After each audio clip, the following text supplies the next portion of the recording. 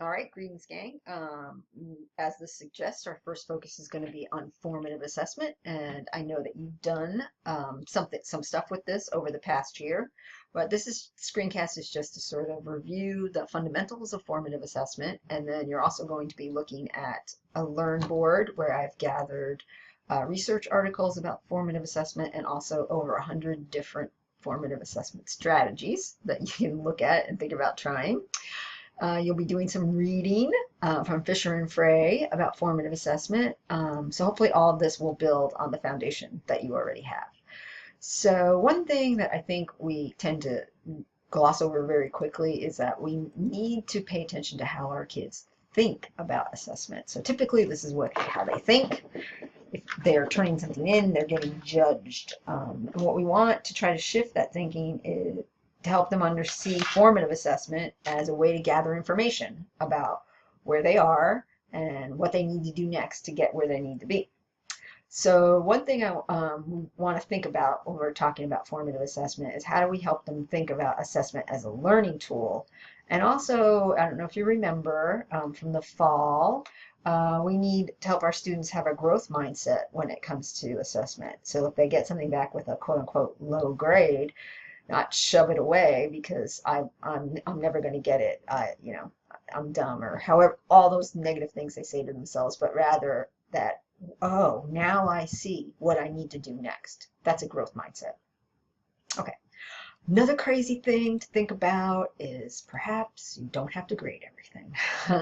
And I know you're probably thinking students will not, quote unquote, do the work unless I grade or unless it's going to be graded. But research shows that when we provide kids with feedback without a grade, so not feedback and a grade, but just feedback, that their actual learning increases better. But in order for that to work, we have to create a culture in our classrooms where students understand that doing or completing a task will help give them information about their own learning.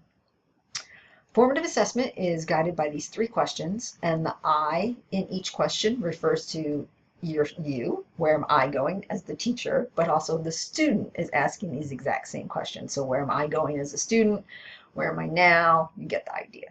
And so I'm going to do a quick review of the key features of the formative assessment practice, talk a little bit about questions, and then introduce for you the big task that you're going to do with this module. All right, key features of formative assessment. For the where I am going question, we need to provide our students with clear learning targets.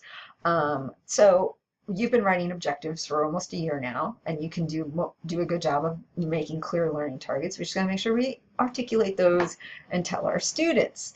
And then the other thing we need to do so students and understand where they're going is provide them with examples of a finished, the end goal, if you will, and show them this is a strong example, this is a weak example. So they'll see, so not only will you be telling them, but they'll also actually see the product.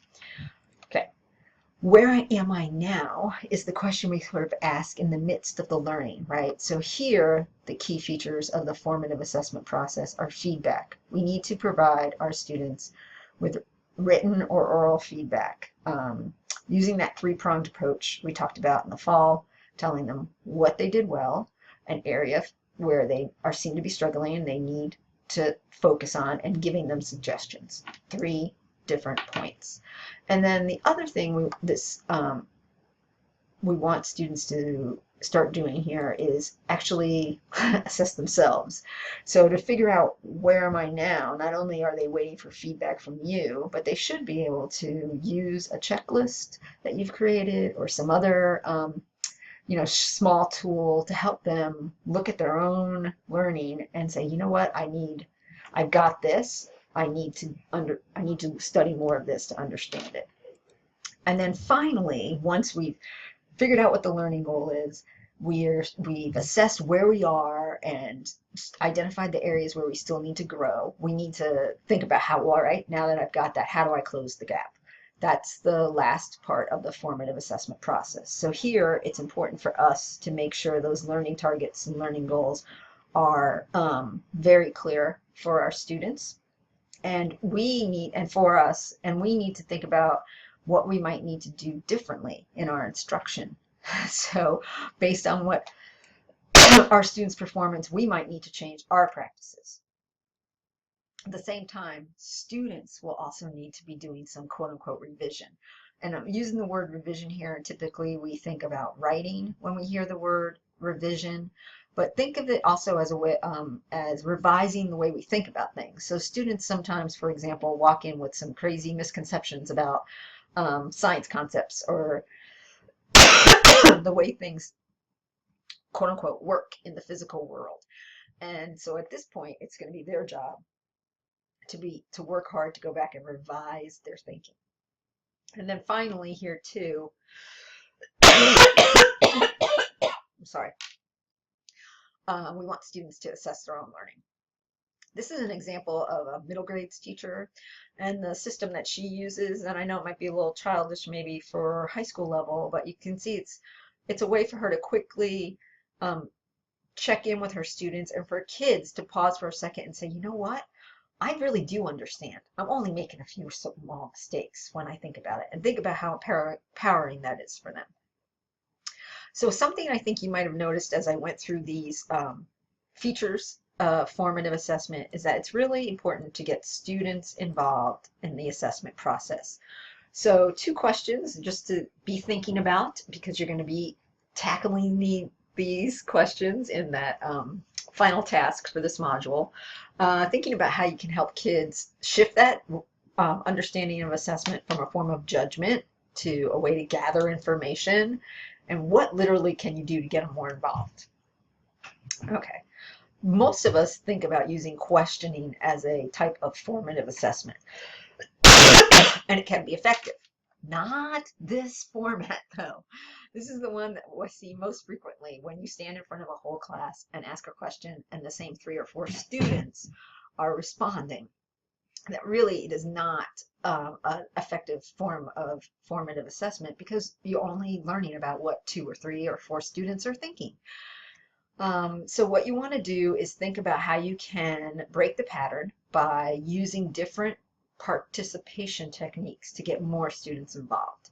And I know I've seen some folks in their classrooms using whiteboards, we've used response cards, and we've introduced you to Poll Everywhere, but there are a ton of free online polling tools that you can use for this purpose. And when you get to the Learn board, you'll see I've provided links to lots of them, and they're very effective. Oops, I'm sorry, I went right by Ryan. One thing that we want to reinforce again with formative assessment is that it's not just telling the students what they don't know or didn't do well. We should be using the information to change our practice. If our kids are struggling in an area, then we need to do something different. So, final review of formative assessment process. You can see here it's a 3-step process, if you will. If we follow the 3-step process, research shows, John Hattie did a study where he looked across 500, I'm not exaggerating, 500 research studies about the use of formative assessment. And when it is used quote unquote correctly, or we follow the process, if you will, in all parts of it, it is the most effective instructional tool that teachers have. So thinking of an assessment as an instructional tool, it might be a little different, but research shows if we do it right, we're actually going to help our students learn more.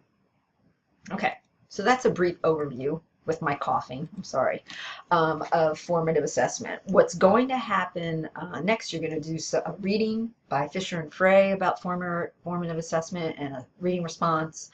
There'll be another screencast about feedback and self-assessment and a reading response. But for June 4th, the major task with this module is for you to start writing a formative assessment plan. So what does that entail? It's these 2 parts here, like identifying for yourself I'm requesting at least 4 what I'm calling assessment routines that you are going to teach your students and that you use in your classroom on a regular basis, so they know, quote unquote, the drill, and there's not a lot of time lost in terms of having to explain to them what they have to do in order to participate. you'll be required to also identify one tech tool that you will use.